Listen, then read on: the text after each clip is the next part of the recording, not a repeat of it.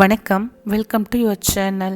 1/4 kilo கருவாடு எடுத்திருக்கேன். தண்ணியை சுட வச்சு இதில் ஊற்றிக்கலாம். ஊறட்டும். ஒரு பேன் வச்சுக்கலாம். பேனில் தேவையான அளவுக்கு எண்ணெய் ஊற்றிக்கலாம். அது எண்ணெய் காஞ்சதும் கடுகு போட்டுக்கலாம். ஜீரகம் கொஞ்சம் போட்டுக்கலாம். கருவேப்பிலை கொஞ்சம் போட்டுக்கலாம். சின்ன வெங்காயம் தோல் உரித்து வச்சுருக்கேன், இதில் சேர்த்துக்கலாம்.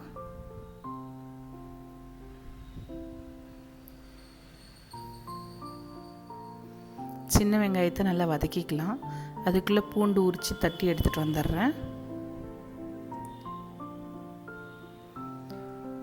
பூண்டு உரித்து தட்டி எடுத்துகிட்டு வந்திருக்கேன், அதையும் இதில் சேர்த்துக்கலாம். இந்த அளவுக்கு வதங்கினா போதும். பூண்டு தட்டி இதில் சேர்த்துக்கலாம். இதையும் வதக்கிக்கலாம்.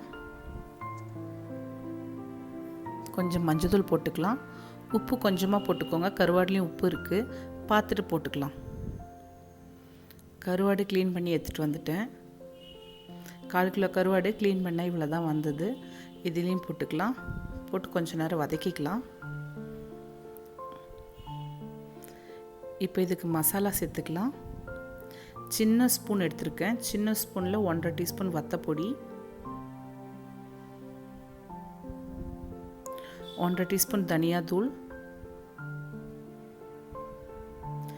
எல்லாத்தையும் ஒன்றா சேர்த்து வதக்கிக்கலாம்.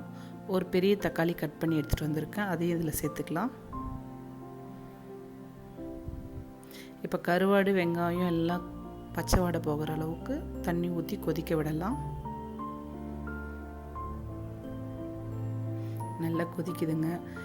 இது டக்குன்னு செஞ்சிடலாம். சின்ன வெங்காயம் பூண்டு எல்லாமே உடம்புக்கு ரொம்ப நல்லது. நீங்கள் செஞ்சு பாருங்கள், டேஸ்ட்டு சூப்பராக இருக்கும். லைக் பண்ணுங்கள், ஷேர் பண்ணுங்கள். எப்படி இருந்துச்சுன்னு செஞ்சு பார்த்துட்டு கமெண்ட் பண்ணுங்கள். சப்ஸ்கிரைப் பண்ணுங்கள். தேங்க்யூ.